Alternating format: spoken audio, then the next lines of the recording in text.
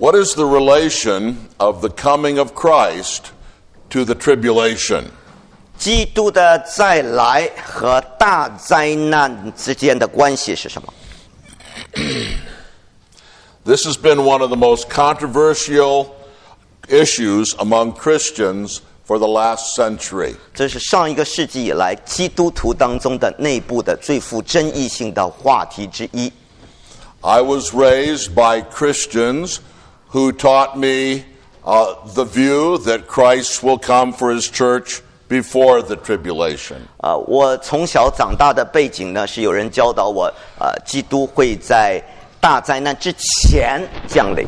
And if you did not believe that, they wondered if you belonged in their church. 如果你不相信灾前被提的话，他们觉得你属不属教会，你是不是基督徒哦？ But some of you may need a little explanation to understand this issue. 但你们当中有些人也许还需要一些澄清和解释。 Many Christian teachers believe that before Christ's glorious second coming, there will be a time of terrible evil which will come on the world. 有很多基督教的教师呢，相信在基督的荣耀降临之前呢，全世界会经历一场极可怕又极大的灾难。 Some call this the Great Tribulation. 有些人称之为大灾难。 Some believe this period will be 7 years long. 还有些人认为呢，这一段时间是7年之久，7年的大灾难。 Several views of the relationship of Christ's coming to this great tribulation have developed among Christians. 基督再来呢，跟这场大灾难的时间关系呢，有几种不同的观点啊。 The two most important of these views have been named pre-tribulationism and post-tribulationism. 其中两个最重要的观点就是大灾难灾前基督再来，或者灾后再来。 Pre-tribulationism teaches that Christ will come before the tribulation. 大灾难前派呢，教导基督会在大灾难之前回来，顾名思义啊， To take his church out of the world 把他的教会提走，就是 and save it from the great tribulation. 免去他们大灾难之苦。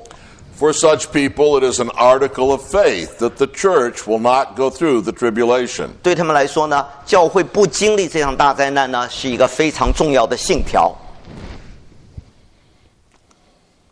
This coming before the tribulation is invisible to the world.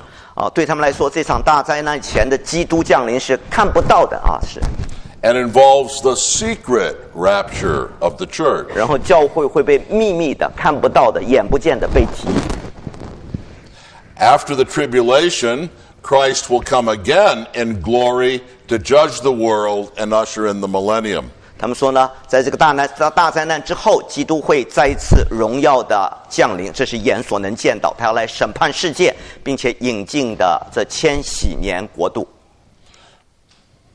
And so, for pre-tribulationism, the second coming of Christ has two stages or two phases. 所以这个灾前再来派呢，基督的降临有2个不同的阶段。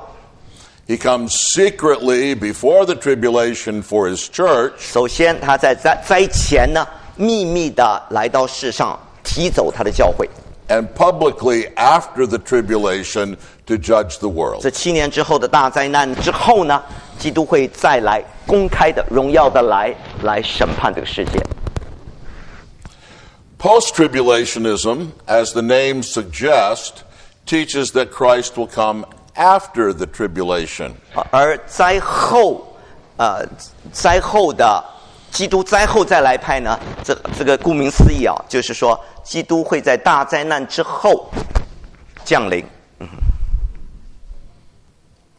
The glorious second coming of Christ 基督的第2次的荣耀的降临， the rapture of the church, 然后教会的被提， the destruction of the 然后 Antichrist, 基督的毁灭， and the final judgment of the world 和世界末日的大审判 will all come at the same time 这一切都会同时发生。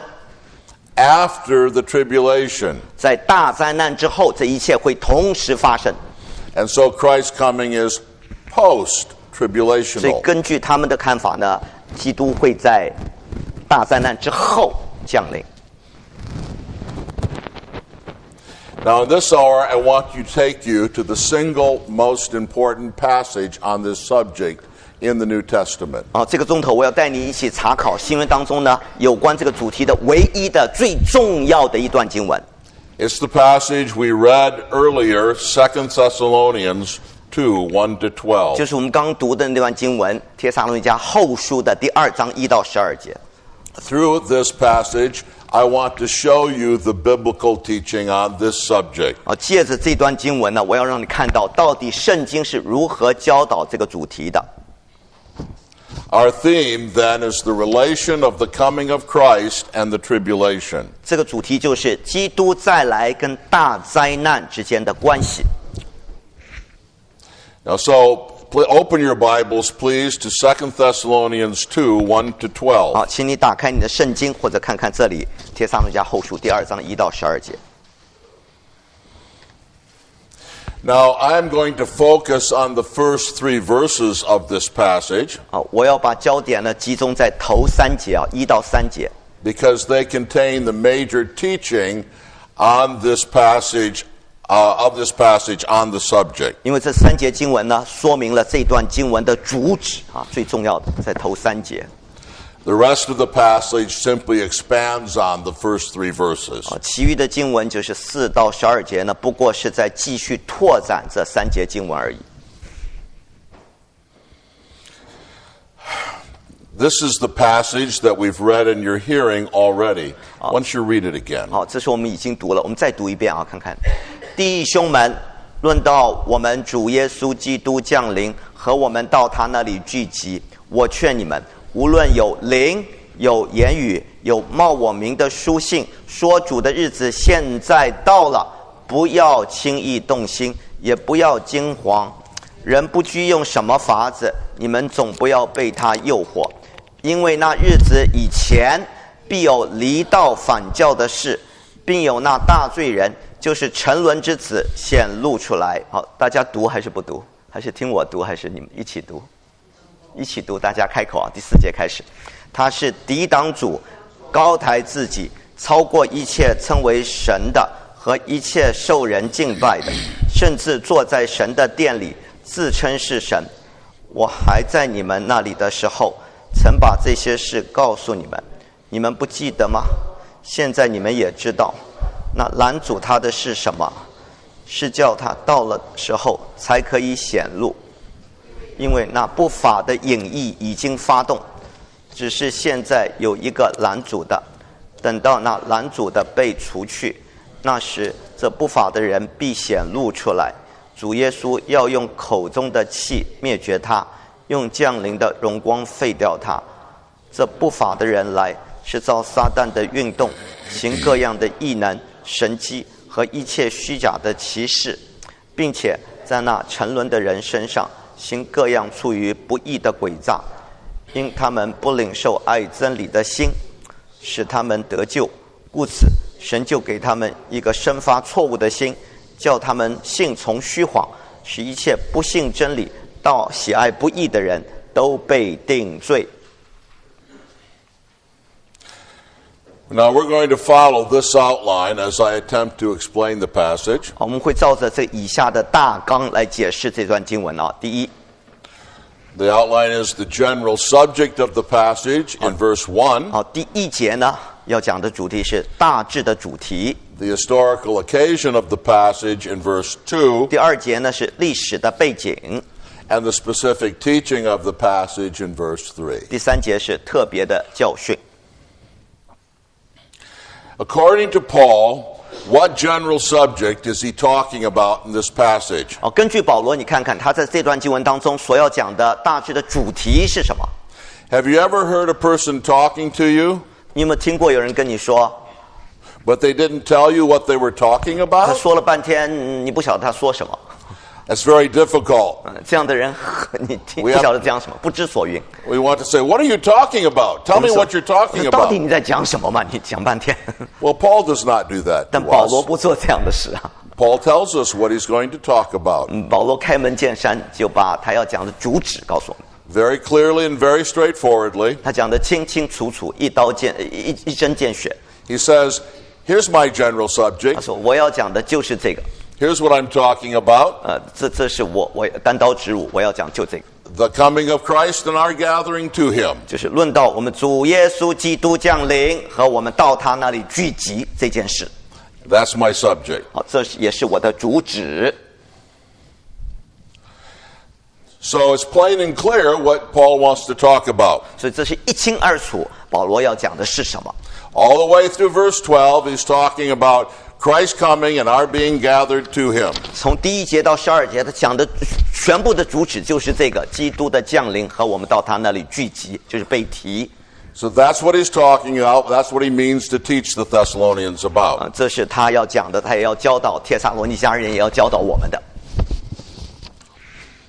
Now, there are several interesting things about what Paul says here. 这里保罗有讲的有几件值得我们注意的啊。 First, he speaks of these two events as one event, or as two events that are inseparably related. 首先他论到这两件事情呢，好是相提并论，好像是同一件事情，至少呢这两件事都息息相关，不可分割的。 He speaks in the Greek not of the coming and the gathering, but of the coming and gathering. 希腊原文就更清楚了，它不是那降临，基督降临和那我们到他那聚集，不是两个冠词。 And so he thinks of the coming and gathering as united and as together and as part of the same thing. 他在他眼里基督的降临和我们到他那个聚集是同一件事情。 One article unites the two different things. 因为在希腊原文只有一个冠词，就是那，就是一件事，把两件事情联合到一块儿。 Second, he uses a word which he uses several times in 1st and 2nd Thessalonians to refer to Christ's second coming. 他用了一个在帖撒罗尼迦前后书呢都多次用了的一个词来表明基督的二次降临。 The word translated coming in verse 1 is the Greek word, say it with me, parousia. 降临这个词希腊原文就是一起说 parousia， 这希腊文parousia。 This is a common word in the New Testament for Christ's second coming, and it speaks of it as his arrival. 这是一个经常用来表达基督二次再来的词指的就是基督的到达，就是到家了这个到parousia。 He uses it in 2 Thessalonians 2:8 again. 在第2章第8节后述，他又一次用这个词。 Notice what it says there. 你看到没有？2章8节。 Read it. 那时这不法的人必显露出来，主耶稣要用他口中的气灭绝他，用parousia的荣光废掉他。And so in verse 8 we understand that parousia is not only connected with our being gathered to Christ in the rapture. 所以第8节我们看到这个降临不仅仅讲到我们是被提跟聚集到耶稣那儿去，被提而已。 But the parousia also brings an end to the Antichrist and destroys the man of sin. 而且这个降临呢，也会把敌基督带来，要借着他的降临来毁掉那个敌基督那件事。 And so the parousia brings the Christ people gathering to him. 所以这个降临会把神的百姓聚集到他那儿去被提。 And the parousia brings an end to the Antichrist. 同时呢，这个降临也会毁掉敌基督。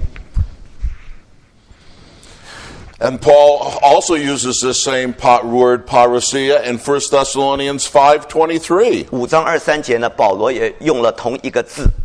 Here it refers to the event in which Christians are presented blameless to Christ. 这里讲到基督徒呢，可以被无可指责的献给基督这个事。Read 1 Thessalonians. 好，我们来读5章23节。愿赐平安的神亲自使你们全然成圣，又愿你们的灵与魂与身子得蒙保守，在我们主耶稣基督 parousia 的时候完全无可指责。parousia 降临的时候。 And he also uses this same word, parousia, in 1 Thessalonians 4:15. 在4章15节贴前，他也用到同一个词。And here he uses it to refer to the coming of Christ, in which his people are either resurrected or caught up to be with him. 他指的是得胜的基督降临的时候呢，他的百姓要不就复活，要不就被提与他联合这件事。 Look at 1 Thessalonians 4:15 to 17. 我们看4章15到17节。我们现在照主的话告诉你们一件事：我们这活着还存留到主 parousia 的人，断不能在那已经睡了的人之先，等等等等啊。OK。 The third thing we say then is that shouldn't surprise us in 2 Thessalonians 2:1 that Paul speaks of Christ's coming and gathering as one event. 好，第3件事就是保罗把这2件事情相提并论了，这不应该叫我们惊讶。 This shouldn't surprise us because in 1 Thessalonians 4:15 to 17, Paul has already taught this. 这不应该叫我们惊奇，因为在帖撒罗尼迦前书4章15到17节，保罗已经相提并论这2件事，一起提到了。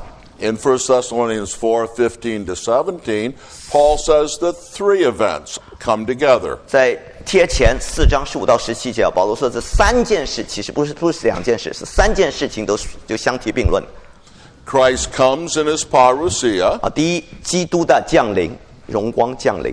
The dead in Christ are 好， raised. 第二，在主里头死了的人、睡的人要复活。 And living Christians are caught up to meet the 第 Lord 三 in the air. ，活着的基督徒要改变形状，在空中与主相遇，3件事情。 So I say again, when Paul speaks of the coming and the coming and gathering in 2 Thessalonians 2:1, he treats them as united, as one event, because he's already taught the Thessalonians this.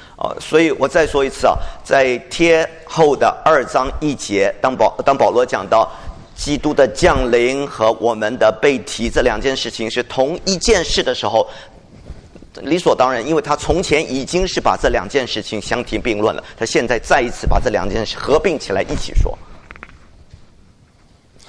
As we've just read in 1 Thessalonians 4:15 to 17, 正如我们看到在提前的4章15到17节所读的， Paul has already explained in his first letter 保罗在前书里头已经解释过了。 that the parousia and the gathering of Christians to Christ are intimately related in time and happen together. 这个基督的降临 parousia 跟基督徒的被提，在时间上是紧密相连的，是几乎一块儿的。 Christ comes back to earth, and his people who are still living and the resurrected from the dead join him in the air at that time. 基督降临世界的时候，那个时候活着的信徒就要被提，死了的信徒要复活，一起在空中与主相遇，永远与他同在。 What is the initial conclusion that we can draw from this? 从这个我们可以看到的小结论是什么呢？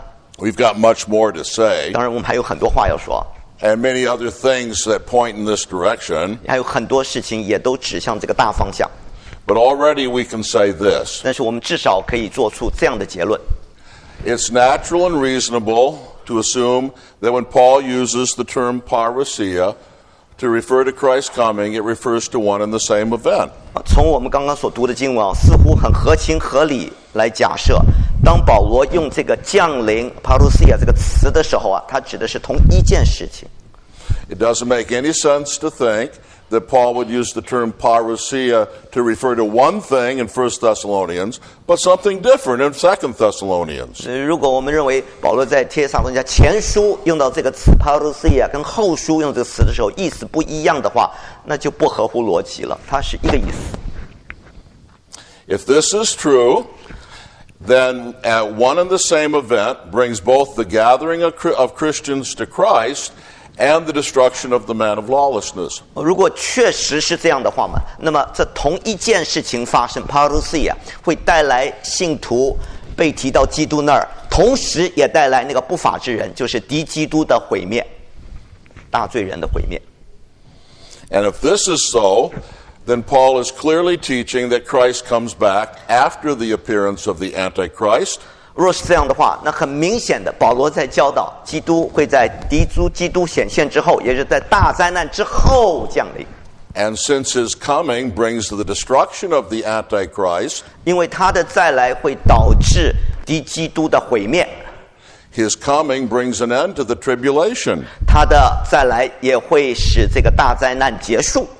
And so clearly Christ is here presented as coming back after the 所 tribulation. 以很明显的，基督是在大灾难之后降临的。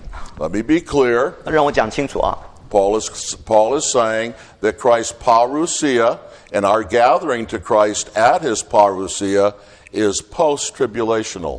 我再说一次，保罗讲得很清楚，他说他的降临，他的 parousia 和我们被提跟聚集到主那儿去，是在大灾难之后，在这段经文里头很清楚。 Our initial conclusion then is that Christ's coming is after the tribulation. 故此呢，我们初步的结论是，基督的降临是大灾难后的。 But now, consider in the second place, verse 2, the historical occasion of the passage. 我们再看第二节啊，这段经文的历史背景。 In verse 1, Paul has told us the general subject he wants to talk about. 啊，第一节呢，保罗告诉我们他要讲的大主题、主旨、大方向是什么。 Now in verse 2, he tells us why he wants to talk about it. 现在第二节呢，他又告诉我们为什么他要讲这个题目——基督的降临。 He tells us the historical occasion of 告 his 诉我们 teaching. 当时的历史的背景，当时发生什么事导致他要讲这个题目。 He reveals why he must address this issue in 2 Thessalonians. 所以他回头来看，为什么他要在帖撒罗尼迦后书讲论这个主题。 It is because the Thessalonian church has been the recipient of false teaching. 因为帖撒罗尼迦的教会已经接受了错误的教训了。 Someone has attempted, Paul says, to deceive them. 这保罗说，有人想要迷惑他们，误导他们。 Now, Paul is not sure exactly how this false teaching came. 保罗不很肯定啊，这个异端邪说是借着什么方式进到神的百姓当中的。 He's not sure if it came by a spirit, 他说，或者借着一个灵， perhaps some kind of prophecy, 可能借着一个所谓的什么预言、先知预言临到， or perhaps it may have come by a message that someone gave in church. 可能就有人讲道的时候，就讲错了，讲错道了。 And Paul thinks perhaps they received a letter that claimed to be from him. 就是有言语，或者是他们收到一封信，说是保罗签名，是保罗写给他们的。 So Paul is not sure how they received this false teaching. 所以保罗不很肯定，到底他们是怎么样子接受这个错误的教导的。 But he is sure 但他很肯定一点， about what this false teaching 这 is. 个错误的教导的内容是什么。 Someone had told the Thessalonian believers that the day of the Lord had come. 就是有人告诉帖撒罗尼迦的信徒呢，主的日子已经来啦，主已经降临啦。 And so in spite of the clear teaching that Paul had given on the subject in 1 Thessalonians, he has to speak about it again. 因此呢，尽管在前面一封书信《帖撒罗尼迦前书》里头，保罗已经清清楚楚地讲明这个主题，但如今呢，他觉得他必须再一次重提这同一个话题。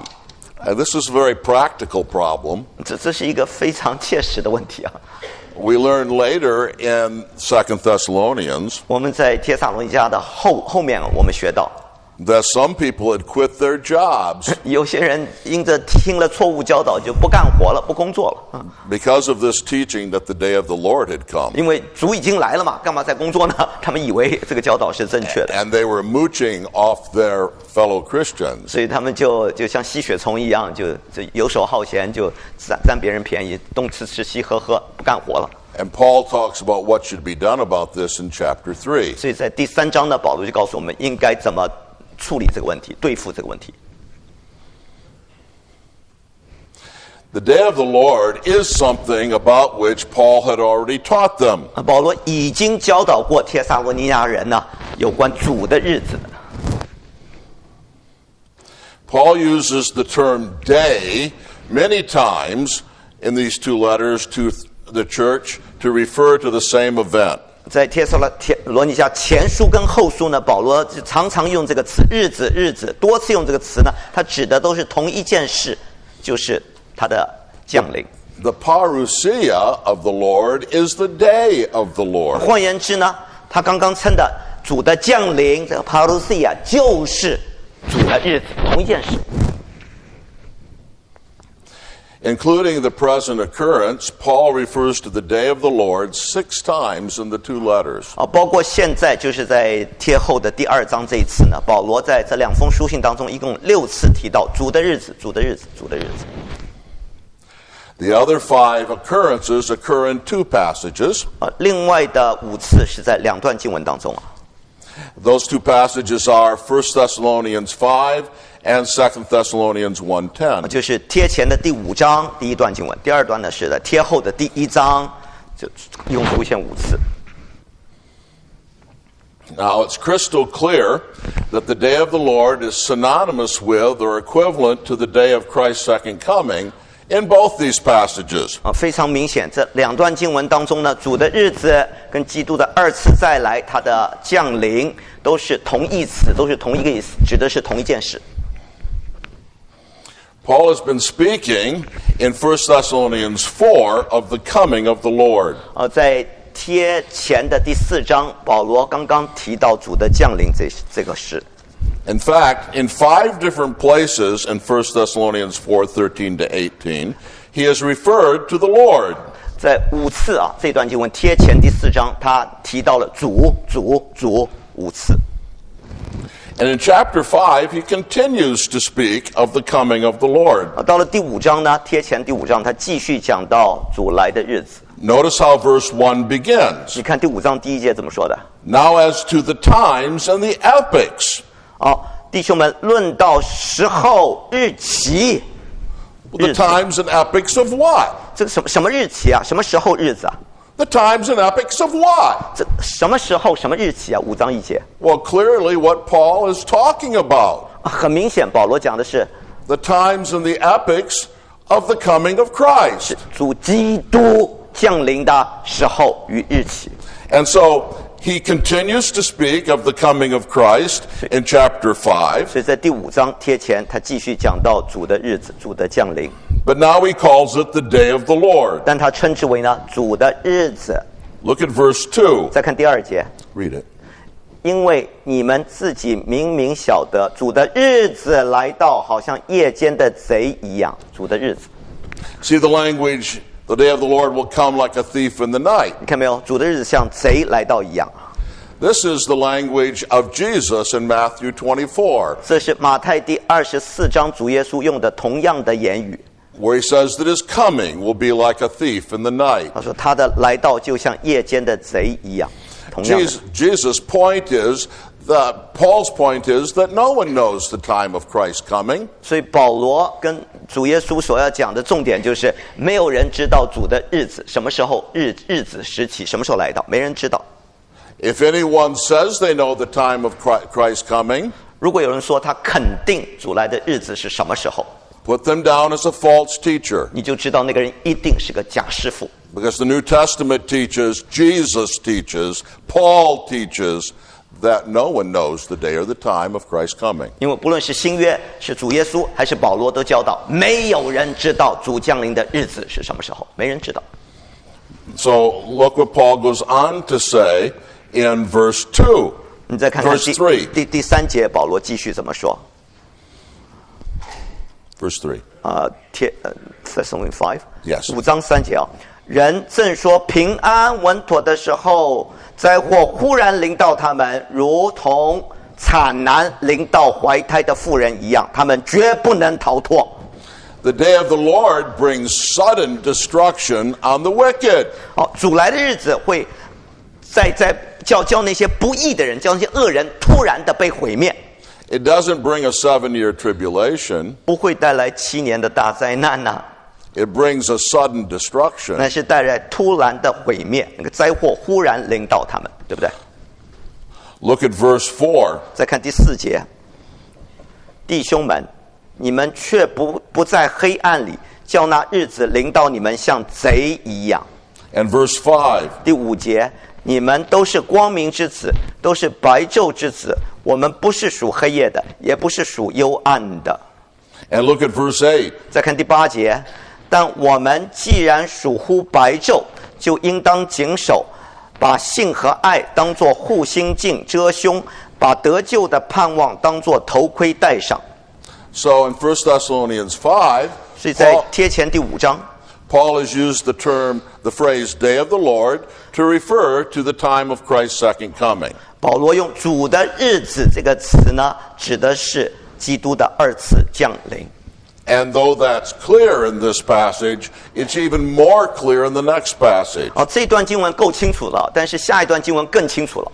Look at 2 Thessalonians 1:10. 再看看贴后的1章第10节。 And I want you to read the passage beginning from verse 5 all the way to verse 10. 好，我们从第5节一直读到第10节啊。第5节有没有翻到圣经？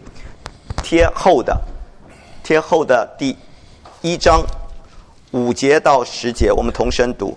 这正是神公义判断的明证，叫你们可算配得神的国。你们就是为这国受苦。神既是公义的，就必将患难报应那些加患难给你们的人，也必使你们这受患难的人与我们同得平安。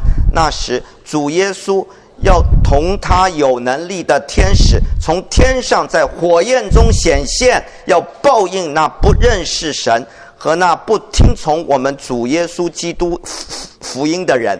他们要受刑罚，就是永远的沉沦，离开主的面和他全能的荣光。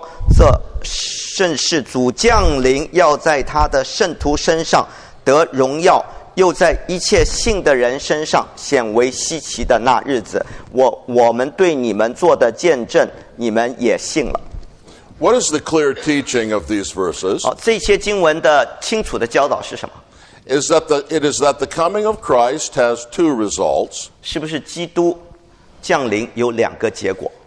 When Christ comes in flaming fire with all his angels, 当基督带着有能力的天使从火焰中降临的时候， this has two results. 有2个结果。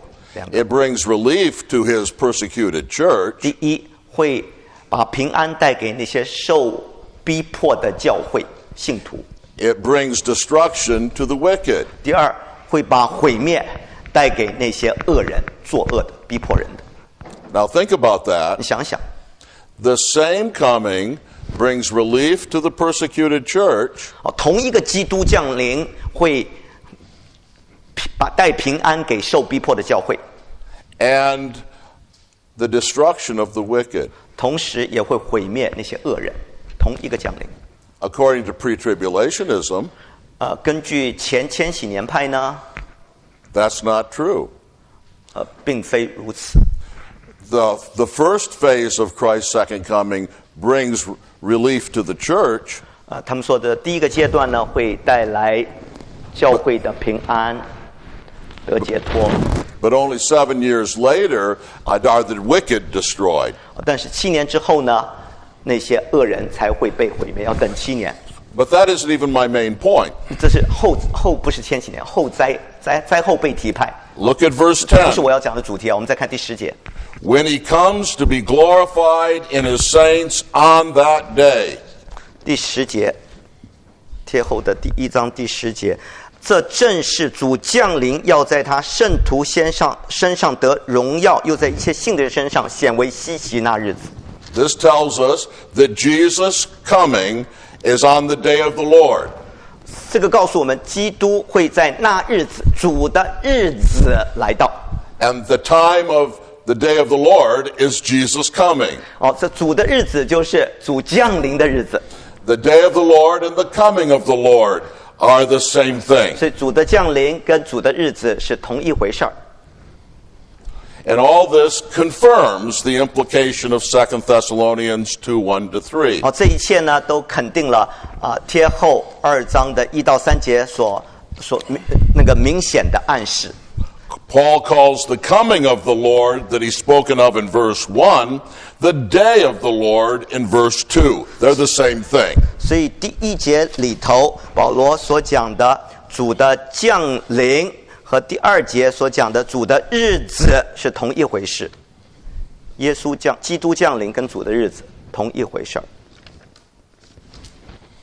In verse 2, Paul says that the false teaching said that the day of the Lord had come. 第2节告诉我们说，那个错误的教导人说，主的日子已经来了，已经来了。Now, it is possible that this word means that the day of the Lord is at hand. 很可能这个动词的意思是就快到了。看没有？第2节，日子现在来到，或者或作快要到了。But it seems more likely to me, since the word is in the past tense, that it means the day of the Lord has come. 既然这个动词是过去式对我而言呢，它似乎它的意思是主的日子已经来到。But here's the question. 问题是 How could the Thessalonians think that the day of the Lord had come when Jesus hadn't yet come? 明明耶稣还没有来到，那帖撒罗尼迦人呢，怎么以为主的日子已经来到了呢？ The false teaching had confused them both about the time of the day of the Lord and the nature of the day of the Lord. 这个错误的教训呢，把他们搅混了，不但对主再来的那个时间搅混了，而且对主的日子的性质也都搅混了。The fact that false teachers had confused them does not mean that Paul had been unclear about it. 尽管假师傅把他们搅乱了，但是不是说保罗没有清清楚楚的教导他们。Remember verse 5? 你记得第5节 Paul had been clear. 保罗讲得很清楚Do you not remember that while I was still with you, I was telling you these things? 我还在你们那里的时候，曾把这事都告诉你们呢，你们不记得了吗？ Paul is amazed that they could believe these false teachers. 所以保罗非常惊讶，我教你教得清清楚楚，你怎么还相信那些错误的教导呢？岂有此理！ And be so confused by them 你们还会搅混，我都讲清楚，你还搞混， as to think that the day of the Lord had come. 你以为主的日子已经来到了？ And so we come after verse 2 to a further conclusion. 所以第2节之后呢，我们看到更多的结论第3节。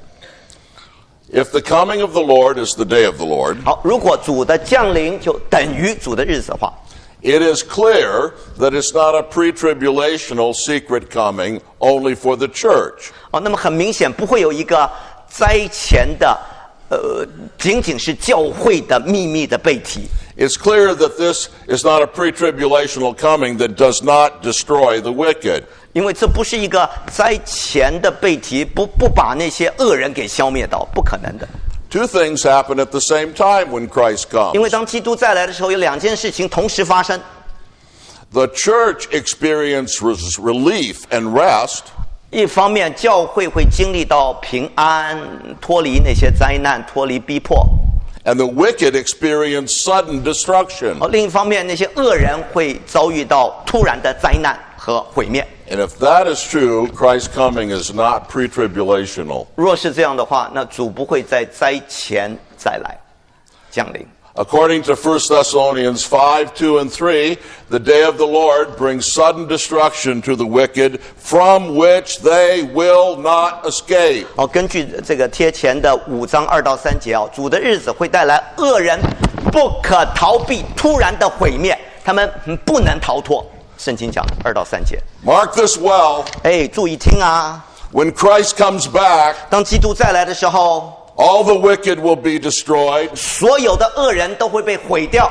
and there will be no escape, 这里说他们绝不能逃脱， no chance to be saved during the tribulation, 你不可能在这个7年大灾的时候再去得救，再去逃脱，来不及了。because the tribulation does not come after Christ comes back. 因为基督再来之后，大灾难才会临到。 The tribulation is before 不是 Christ comes back. 不对不起，不是大灾难，不是在基督再来之后，而是在什么？ And when Christ comes, there is no escape 当基督来了，就没机会了，逃不掉了，绝不能逃脱。 for anyone who is not a Christian already. 你如果不是基督徒，你等到他再来，你就没机会了，审判就临到了。没有7年大灾难之后给你悔改的机会，没机会了。 According to 2 Thessalonians 1:5-10, 根据贴后的一章5到10节， the coming of the Lord on the day of the Lord brings both relief to the righteous and retribution to the wicked.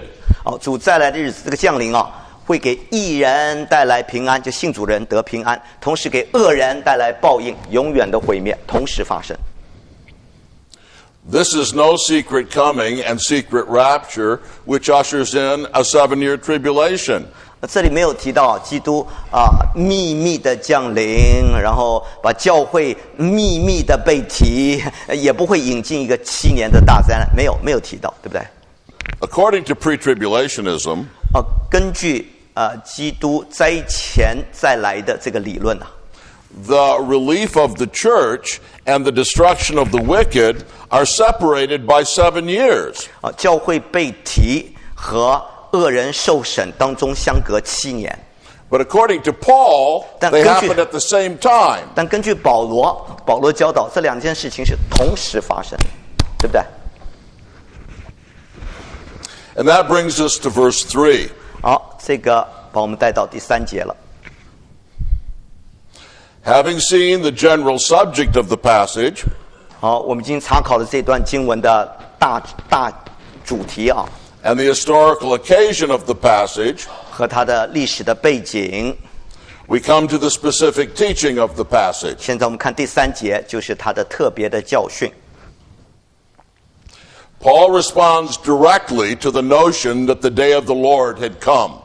保罗直接回应主的日子已经来到这样的错误的说法，怎么回应呢？ His response is that the day of the Lord, that is the coming of the Lord, could not have already come. 他的回应是主的日子就是基督的降临不可能已经来到，不可能。 He says it could not have come because 2 events must happen first. 因为有2件事情必须先发生，主才能来到。 His reasoning is that since these other events have obviously not occurred, 他的推理就是既然这2件事情尚未成就， and the day of the Lord follows those events, 那么尾随在这之后的主的日子呢，就主的降临呢， clearly the day of the Lord could not have come. 很明显不可能已经来到，不可能。 He says, foolish Thessalonians, 他说你这是愚昧的、无知的帖撒罗尼迦人how can you think that the day of the Lord has come? 你怎么以为主的日子已经来了呢？ Didn't I tell you 我不曾经告诉你们吗？ that the apostasy and the revelation of the man of lawlessness has to come first? 那些离道反教的事情，还有那个大罪人，就承认敌基督必须先显露出来，主才能来吗？我早就告诉你了。 And it's clear that the apostasy and the revelation of the man of lawlessness has not happened. 但很明显的，那个离道反教的事情跟那个不法之人显露还没有发生呢。 So how can you think that the day of the Lord has come? 所以你怎么以为主的日子已经来到了呢？糊涂人呐！ What are the 2 events of which Paul speaks here? 好，有哪2件事情先要发生呢？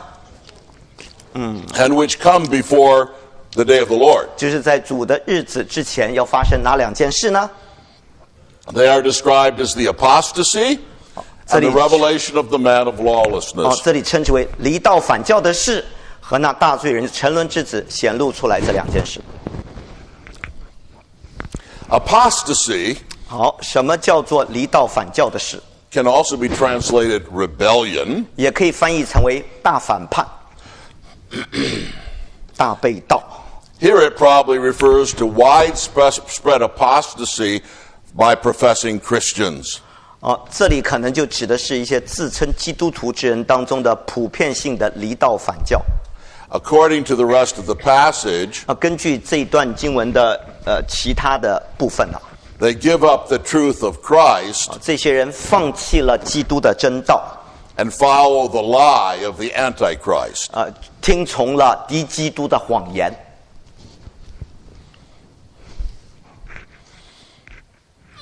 Now, some pre-tribulationists have attempted to understand this word apostasy as referring to the rapture.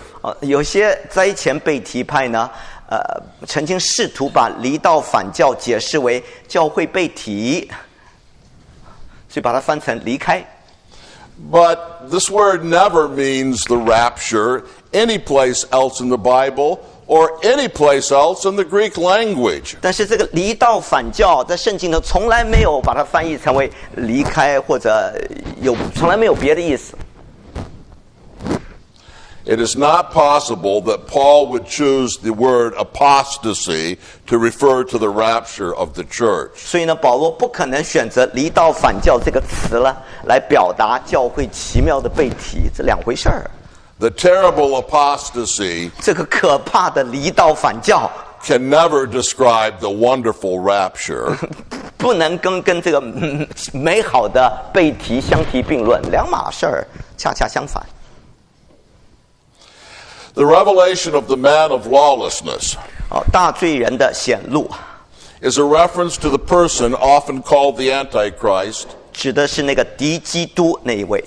and who is elsewhere predicted in Scripture. 圣经在别处呢，也都预言到这同一位不法之人或者大罪人，就是敌 The 基督。 Antichrist is the final incarnation of Satan's attempts to defeat God's purpose. 敌基督呢，就是撒旦最后的肉身的显现，化身呢，为要试图毁掉神的计划和旨意和教会。 2 Thessalonians 2:7 says that the mystery of lawlessness is already at work. 贴后的2章7节说，因为那个不法的隐意已经发动了，已经开始了。 Satan is constantly working in history to bring forth his plan and to dominate the world. 撒旦呢，在教会历史上不断的在默默的动工，要把他的计划施行出来，他要在世界掌权。 But until the time of the end, he is restrained, says Paul. 但保罗说呢，但是直到末日呢，神把他给限制住了。 But at the time of the end, the restraint is removed and the man of sin is revealed. 但是到了世界末日的时候呢，他的这个拦阻他的力量会被除掉，这时候撒旦就可以为所欲为了。 He will lead a global assault to destroy the church. 撒旦就会带领一个全球性的大反叛、离道反教的事情来毁灭神的教会。 In the language of another passage, 另外一段经文呢是用这样的语言说的： he will gather the nations to attack the camp of the saints. 他会把所有的国度、列国都招聚起来，万邦万民招聚起来，来攻击圣徒的营。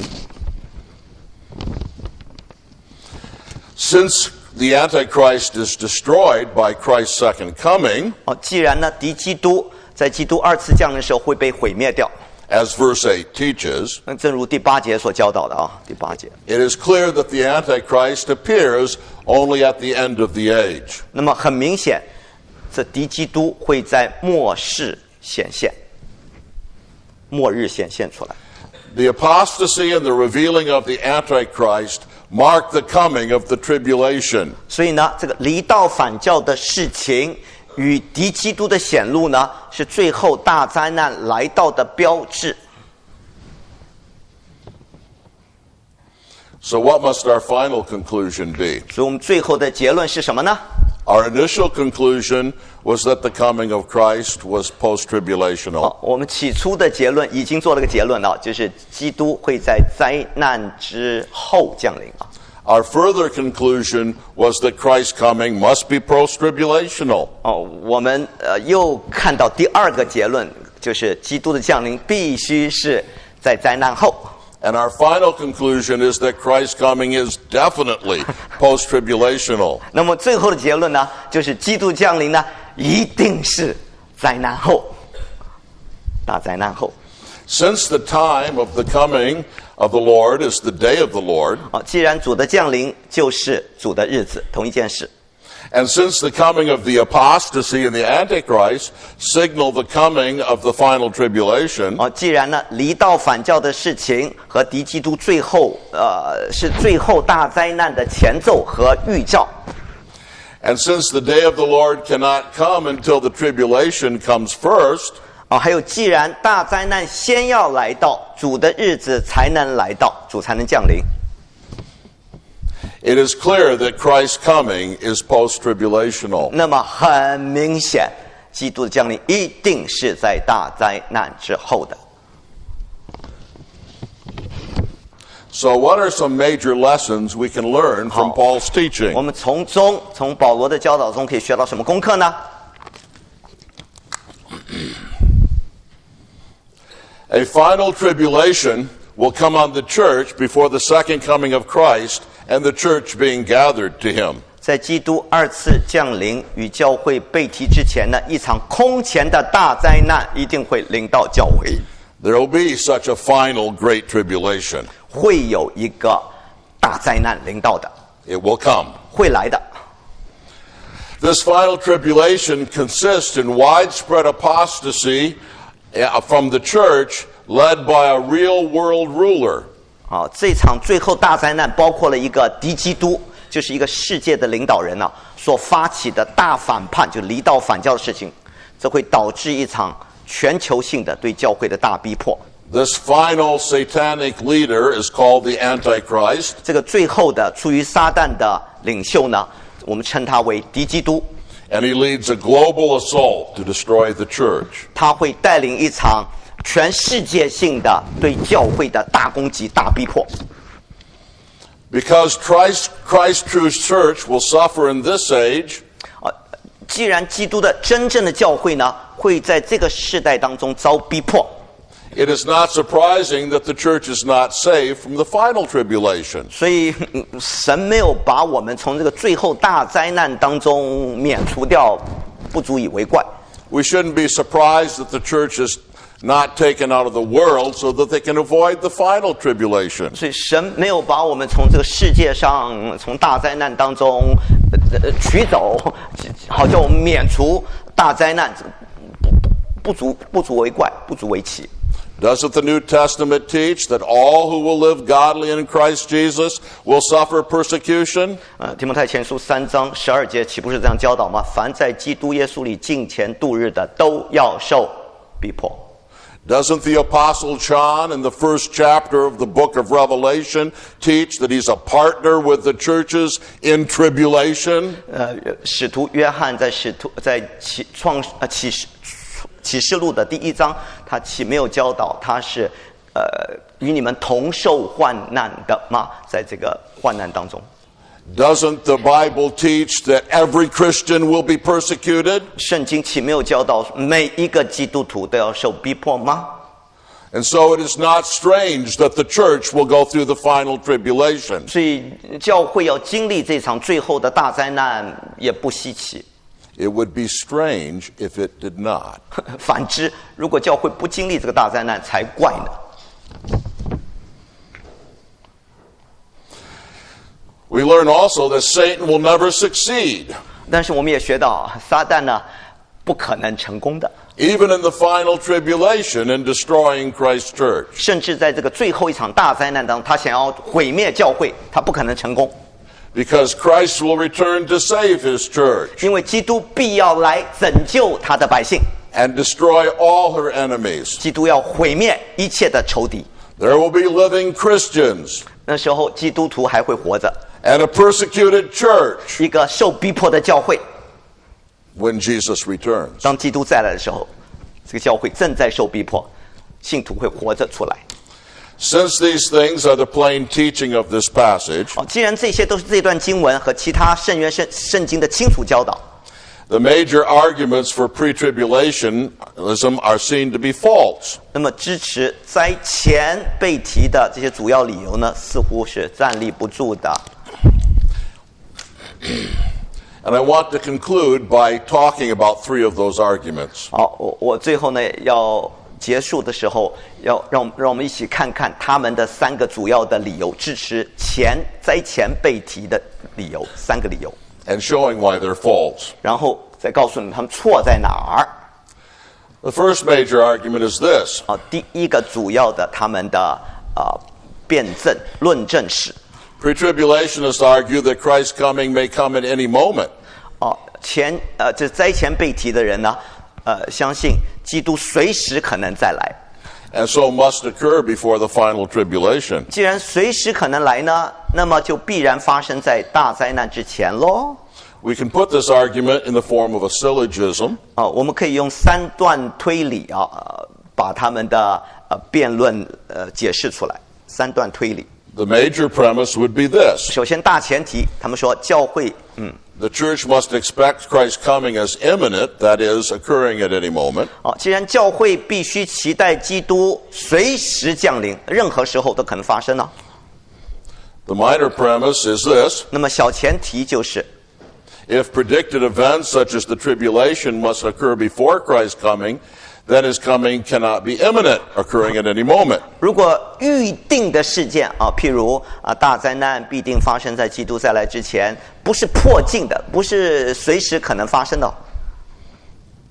The conclusion then would be that the coming of Christ must be 那么 pre-tribulational. 结论就是基督的降临必然是灾前的咯。Now, in light of Paul's teaching, what should we think of this argument? 从保罗的教导，我们应该怎么看待这样的逻辑推理呢？ Here's our answer. 我们的答案是 Paul teaches the final tribulation must occur before Christ's return. 保罗教导大灾难必定发生在基督再来之前。Because the New Testament teaches that Christ's coming is near and that we're always to look for it, we may say that Christ's coming is imminent. 因为新约教导呢，基督回来日子近了，我们时刻都盼望他降临，所以我们可以那么说基督再来的日子迫近了，就是随时可能来，可以那么说。But in fact, the New Testament never uses the term imminent. 但是新约圣经论到基督再来，从来不用迫近这个词。The New Testament never says that Christ's coming is imminent. 新约从来不说基督在的日子迫近了，没有。It says that it's near. 说主来的日子近了。And we can use the term imminent to describe that. 我们可以用迫近这个词来形容。But it's good to remember that the New Testament never says that Christ's coming is imminent. It never uses the word. 那圣经从来不用这个随时可以来到，不用这个词。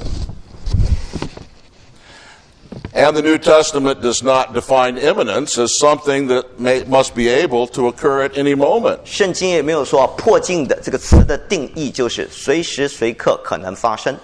My flight back to Kentucky 我回去的飞机的时间是 is drawing near. 这个时间是越来越近了。 It is near. 没错，是很近。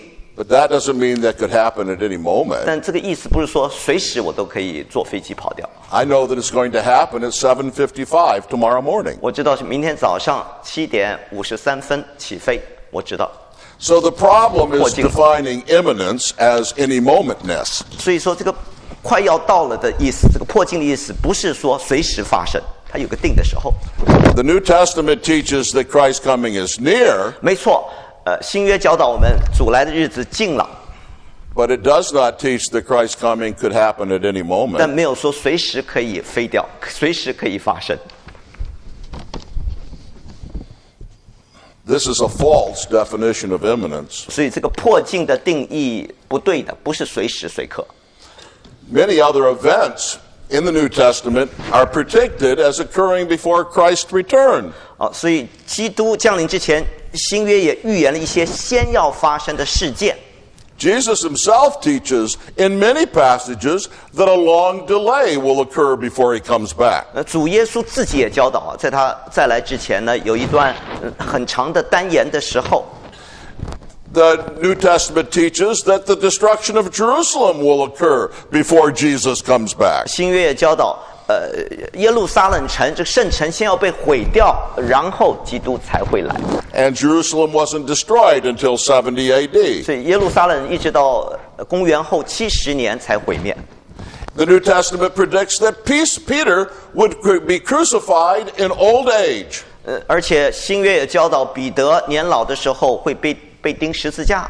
And the New Testament predicts that before Christ comes back, the gospel will be preached in all the world. 而且新约也预言了，基督再来之前，福音要传遍天下。To all the nations.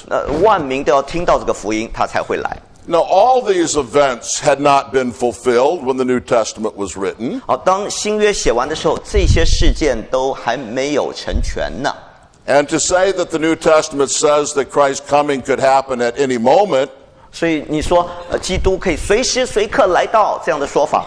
when events that must happen before his coming are predicted, 但圣经又说，这些事情必须先发生，他才会来到啊。and have not occurred, 这些事还没发生呢， shows that imminence must not be defined as any momentness. 显明他来的日子，迫近这个词不能够解释为随时随刻可以发生。不。The idea that no predicted event can happen before Christ's return contradicts what Paul says in 2 Thessalonians 2:2. Sorry. Sorry. OK， 这个跟保罗帖撒罗尼迦后书2章2节的这个讲法，2章2节这段经文是抵触的，因为他说必须有些事情会发生，不是随时能发生。必须这两件事情发生了，他才会再来。2章2节，不看看圣经。But there's another argument that pre-tribulationists used. 好，还有第二个理由啊，灾前再来，他们用第二个理由是 Paul teaches that the church is saved from God's wrath. 因为保罗教导呢，教会必定从神的愤怒中得救。And thus the church must be saved from the final tribulation. 所以呢，他们说呢，教会必定能够逃脱最后的大灾难。Again, we can summarize this argument in a syllogism. 再次呢，他们3段的推理可以总结如下。Major premise. 好，大前提。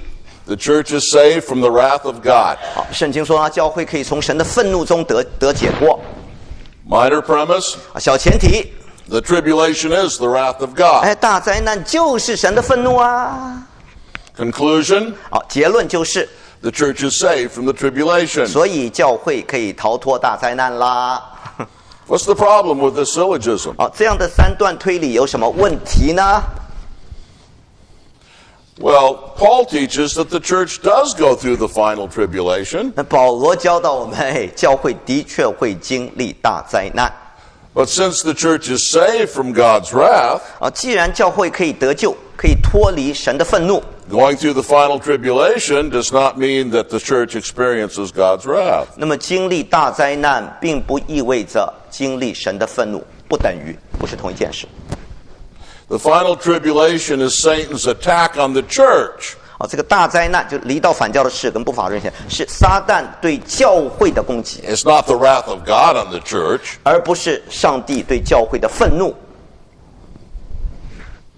Even if the time of the final tribulation is also a time of the preliminary wrath of God on the world, 就算大灾难期间呢，是神向这个世界初步彰显的愤怒。this does not mean that the church experiences God's wrath. 这也不意味着教会就在经历神的愤怒。Israel was in Egypt when the wrath of God fell on Egypt. 正如当神审判埃及的时候，以色列人仍然住在埃及，对不对？ But Israel did not experience the wrath of God. 但是以色列人没有经历神的愤怒啊。Israel was saved from the wrath of God. 神把他们从神的愤怒中救出来了，解脱 Even 出来。 though it was in Egypt when the wrath of God fell. 虽然当神的愤怒临到埃及的时候，他们仍然还在埃及，住在埃及。Even so, the church can be in the world during the final tribulation. 照样，当神的审判临到世界的时候，教会可以仍然住在世界上。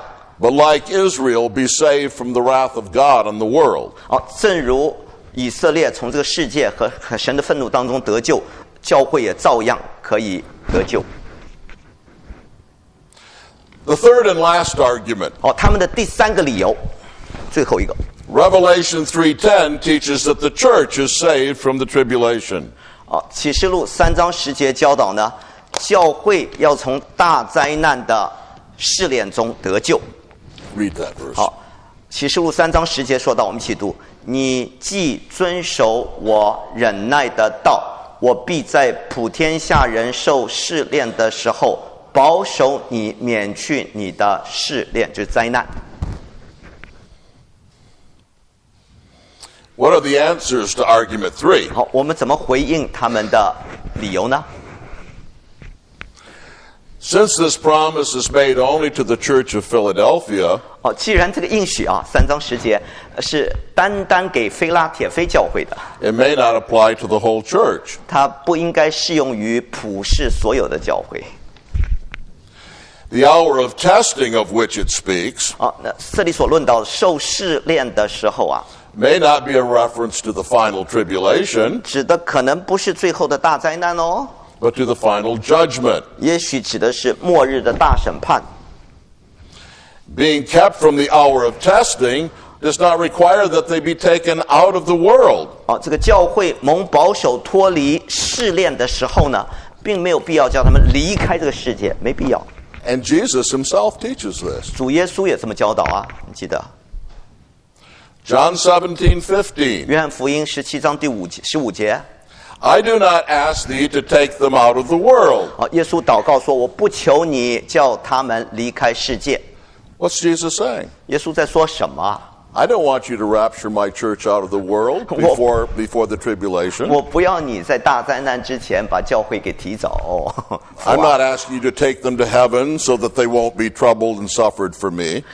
我不是叫你把他们立刻提到天上，好叫他们幸幸福福、平平安安、一帆风顺、无灾无病。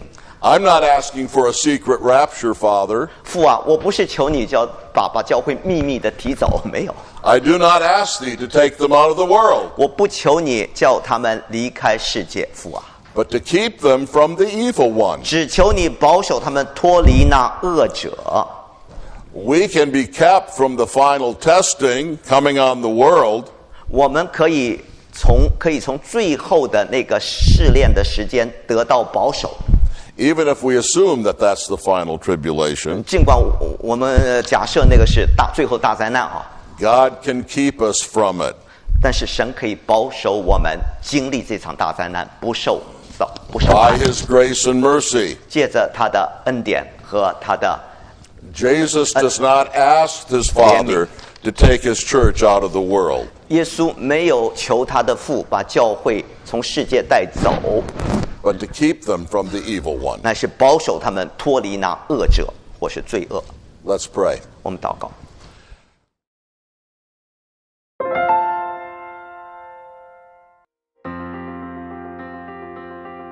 Please visit our website at heartcrymissionary.com.